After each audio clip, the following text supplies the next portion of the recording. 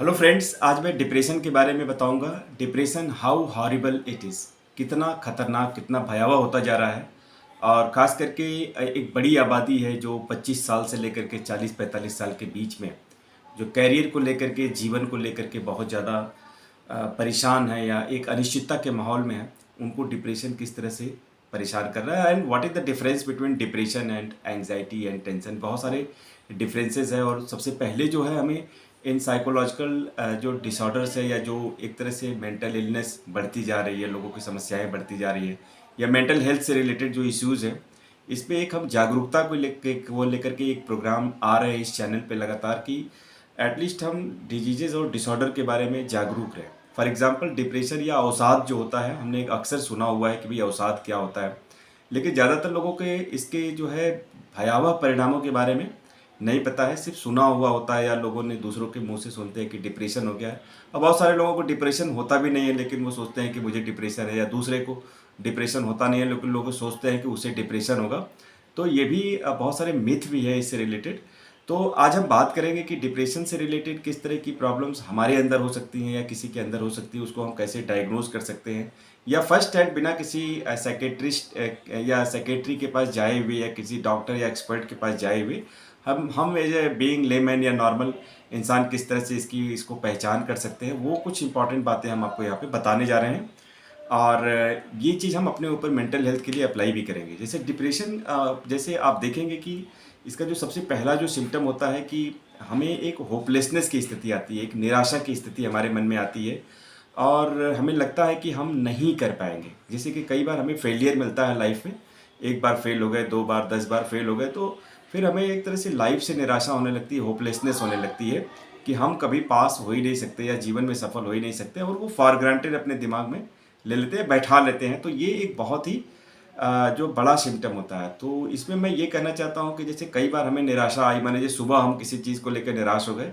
और शाम तक हमारी निराशा खत्म हो गई, या 1-2 दिन में हम निराशा खत्म हो गई, हम नॉर्मल हो गए, तो वो निराशा नहीं है, वो भयावह परिणाम नहीं देगा या वो डिप्रेशन की तरफ ले जाने वाला लक्षण नहीं। लेकिन ये परसिस्ट कर रहा है,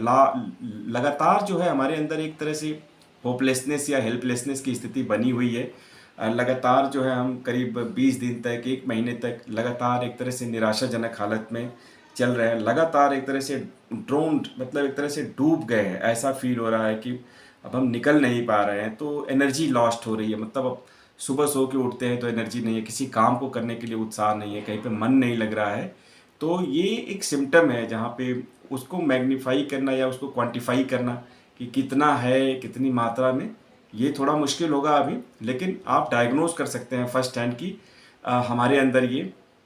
शुरू हो रहा है। तो एक तरह से निराशा ना आने दें, चाहे कितनी भी आप वर्ष परिस्थितियों में रहें, कितनी भी विकट परिस्थितियों में रहें। और एक तरह से अगर हमारा मन नहीं लग रहा है, आप फ्रेंड्स के साथ नहीं घूमना चाहते हैं, आप टीवी नहीं देखना चाहते हैं, आप घर में किसी से बात नहीं करना चाहते, आप लोगों से बात नहीं करना चाहते हैं, दूरी बना रहे हैं, तो ये समझिए कि अगर ये लंबे समय तक परसिस्ट कर रही है, कई महीने से चल रही हैं, तो आपको जो है इसके ऊपर काम करने की आवश्यकता है। कई बार जो है डिप्रेशन जो होता है, ये जो है एक तरह से कई जगहों से ये मिलती है, छोटी छोटी मेंटल डिसऑर्डर से सप्लाई हो जाती है, पार्सल हो जाती है हमारे पास, वो एक तरह से डिप्रेशन में कन्वर्ट हो जाती है। छोटी छोटी टेंशन,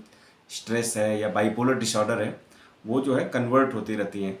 तो इसके भी भयावह परिणाम आगे हम बहुत सारे अलग अलग सेशन लाएंगे, जैसे सुसाइडल अटेम्प्ट है या और भी बहुत सारे साइकोलॉजिकल डिसऑर्डर्स होती हैं जो बहुत ज़्यादा ट्रबल करती है, इंसान को रियलिटी से काट देती हैं, उसके बारे में भी हम डिस्कस करेंगे। तो अभी जो है इसकी एक शुरुआत है, हम अलग अलग डिसऑर्डर्स और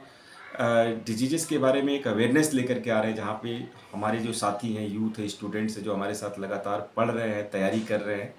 या वैसे भी जो इस चैनल को देख रहे हैं, तो उससे उनको एक जागरूकता मिले, एक समझ पैदा हो। क्योंकि हमारा जो है एक मिशन भी है इस चैनल के माध्यम से एक जागरूकता पैदा करना है मेंटल हेल्थ के फील्ड में। क्योंकि फिजिकल हेल्थ के फील्ड में लोगों को एक जागरूकता होती है, कोरोना हो गया, जुकाम बुखार हो गया, तो दवाई ले लेते हैं मेडिकल स्टोर से, लेकिन इसके लिए जो है लोगों को एक समझ नहीं होती है, जागरूकता नहीं होती है, तो हम घुटते रहते हैं और एक बड़ी समस्या में कन्वर्ट हो जाता है। चैनल को सब्सक्राइब कीजिएगा, वीडियो को शेयर भी कीजिएगा और भी फ्रेंड्स तक सेंड कीजिएगा, अपने कमेंट भी लिखिएगा। फिर मिलेंगे नेक्स्ट वीडियो में। Thank you.